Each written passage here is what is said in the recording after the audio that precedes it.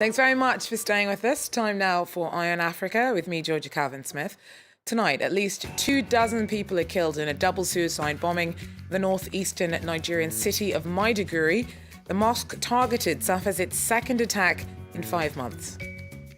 Also, Nigerian voters in Rivers State will cast their ballots in a rerun of legislative elections this weekend.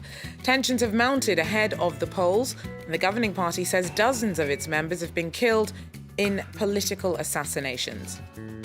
And Eritrea is infamously one of the most closed countries in Africa. Every month, repression and poverty lead thousands to take the risk of trying to make it to Europe. Our correspondent, Nicolas Germain, has just returned from a rare journalistic trip through the nation and reports back on his findings. But first, a double suicide bombing has killed at least 24 people in the northeastern Nigerian city of Maiduguri. A pair of women targeted the Molai Umarari Mosque during dawn prayers on Wednesday. It had only reopened its doors 3 days ago after having been hit by a similar attack last October. Boko Haram is once again the main suspect behind the violence. Our correspondent, Chika Odua, tells us more. At least 22 Islamic worshippers were killed when 2 female suicide bombers detonated themselves. One of them was actually disguised as a man, and she actually came into the group of worshippers at this Umariri village mosque, which is just a few kilometers south of Maiduguri. Of course, Maiduguri has bore the brunt of the Boko Haram Islamic insurgency, which has been going on 7 years now.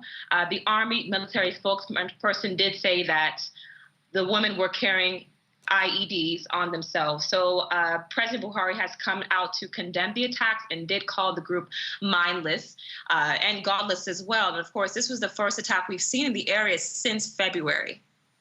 Now, Chika, it's actually the second attack on that particular mosque in 5 months. Why would extremists have singled it out like that?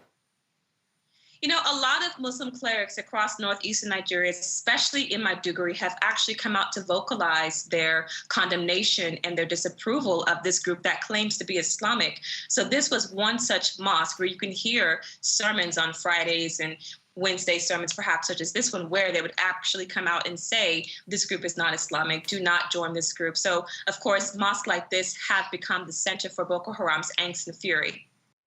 Chika Odua there for us in Abuja. Well, staying with Nigeria, its governing party, the APC, has accused the opposition of whipping up fatal discord in Rivers State ahead of this weekend's rerun of legislative elections. The region is a stronghold of the PDP and during last year's historic presidential and parliamentary polls was one of the only places to experience violent clashes. Our correspondent sent us this report. Last month, gunmen burst into Martin Igwe's house, injuring his daughter-in-law and killing his son and 2 other people. When I came in here, I saw my son lying here, while his wife was lying there, all in a pool of blood. So I discovered that my son has died. Then the wife was breathing. This family also lost someone that day. Violence has escalated in Rivers State in the run-up to a rerun of legislative elections. Members of President Buhari's APC party say they've lost dozens of their members to brutal attacks. Here in Onelga, the community is feeling the tension. The rival PDP party has denied responsibility for the bloodshed and blames the killings on cultist gangs. There are fears the violence could get worse before Friday's polls. I think that the struggle for power is a major factor. And we saw some actors that, very powerful in the state, gathering people, to support them. That process itself became very competitive and risky in terms of risk of violence. Last year's Rivers State legislative polls were annulled over allegations of corruption, and around 100 people were killed in the ensuing clashes. This week, President Muhammadu Buhari warned that security services have been ordered to come down hard on anyone encouraging violence during Saturday's vote. Well, the death toll from last weekend's terror attack in Ivory Coast has risen to 19 after the body of another victim washed up onto the beach in Grand Bassam. Witnesses to Sunday's raid say that gunmen who attacked the resort also fired on people swimming in the sea at the time. Al-Qaeda in the Islamic Maghreb claimed responsibility for what was the country's first ever jihadist attack. On Wednesday, the extremists published online photos of the 3 men that they claim were sent in on the suicide mission.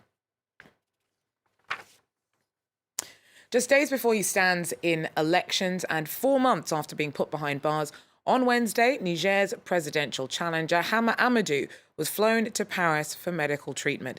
The former prime minister will go up against the country's leader, Mahamadou Issoufou, in Sunday's runoff vote. Now, Mahama Amadou was jailed in November on baby trafficking charges that he says were politically motivated. He's been released to receive specialist care for what's been diagnosed as general fatigue. Well, Eritreans make up the 3rd largest group of migrants risking the dangerous journey across the Mediterranean trying to make it to Europe. It's thought that up to 5,000 people leave every month. The exodus is in part down to poverty, in part down to political repression, and in part down to the practice of indefinite military conscription. The regime of President Isaias Afwerki presides over one of the most closed countries on the continent. Well, in a rare journalistic glimpse behind Eritrea's borders, France 24's Nicolas Germain has just returned from a tour of the nation. He tells us more about his findings and the conditions placed on his travels. In the last few months, they've invited a handful of journalists, but only for a few days. What I must tell you is that during that trip, most of the time we had a government minder with us. But I must also say that there were a few afternoons where they told us we were free to go and film whatever we wanted in the capital, Asmara. But the thing is, when you are free and you go and ask questions about the political system to people in the street, those who accept to speak are those who are in favour of the president. All those who are against him refuse to be filmed on camera. The other thing I must say is that there were certain things that we asked for that we didn't get. We asked to film a prison, we asked to get an interview of the president, and we asked to film the border zone with Ethiopia. And we were told, not this time, maybe next time, if there is another next time.